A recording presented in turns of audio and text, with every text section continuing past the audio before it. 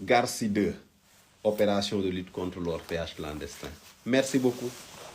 Le Sénégal entier a vu votre travail à Saraya, dans la région de Kédougou. Vous avez encore fait un excellent travail. 31 dragues. À la suite de renseignements qui vous a signalé l'existence d'orpaillage clandestin avec drague dans la zone, vous êtes arrivé. Et vous avez fait ce que nous attendions. Vous avez tout détruit. 31.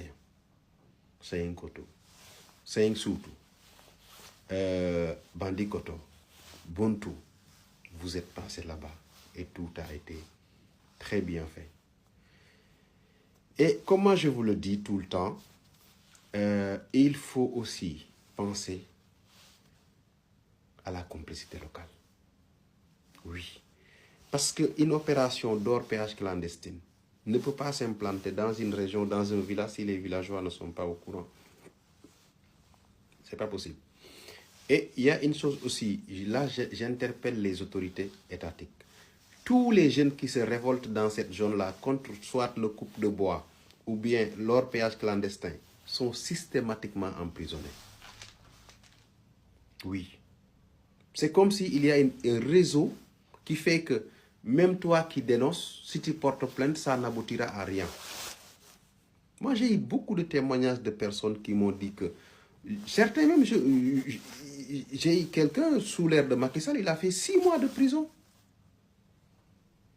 Que ce soit dans le coupe de bois ou bien l'orpaillage clandestin, c'est les mêmes réseaux. On ne peut pas installer une opération d'orpaillage dans un village. Le chef du village n'est pas au courant. Les villageois ne sont pas au courant. Les services des eaux et forêts n'est pas au courant. Le maire n'est pas au courant. Les conseillers municipaux ne sont pas au courant. La gendarmerie n'est pas au courant. C'est pas possible. Donc, il faut détruire le mal à la racine. Allez voir de l'autre côté de la frontière, côté malien, ils ont tout détruit. J'ai parlé avec le maire, je pense que c'est la commune de Kenyaba. J'ai parlé avec le maire. Il m'a averti que si vous ne faites rien, vous allez vivre un désastre écologique irréversible dans la zone. Et avec leur méthode, ils ne mettent que des produits toxiques sur le fleuve. Ils vont détruire non seulement tout ce qui est faune et flore, mais le réseau hydrographique même sera détruit. Et si le réseau hydrographique est détruit dans cette zone-là, c'est des millions de Sénégalais qui seront affectés. Donc, on peut bien voir le Garci 2 se battre pour que cette opération participe à l'amélioration des conditions de vie et l'amélioration des conditions environnementales, mais il faut que la population locale participe à ce combat-là. Et la meilleure manière aujourd'hui de participer, c'est de se dire, en tant qu'habitant de cette zone-là, je ne peux pas accepter que des gens venus de là-bas viennent détruire mon environnement. Aujourd'hui, vous mangiez avant beaucoup de poissons, vous n'en avez plus.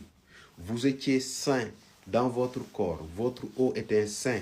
Aujourd'hui, il n'y a rien de cela que vous avez. Parce que avec l'orpaillage, le poisson a disparu, les eaux sont polluées avec le mercure qu'ils jettent pour trier. Donc, vous êtes les premiers perdants.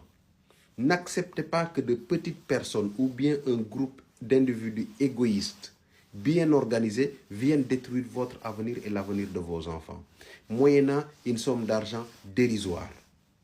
Rien ne peut acheter un environnement équilibré. Rien du tout. Vous êtes loin de tout, de Dakar, de la côte et tout. Votre seule ressource réelle, c'est votre environnement. Vous préservez votre environnement, vous vivrez mieux que tout le monde. Vous détruisez votre environnement, vous serez les premières victimes. Donc, n'acceptez pas que ceux d'entre vous détruisent votre environnement et également n'acceptez pas que des étrangers viennent détruire votre environnement.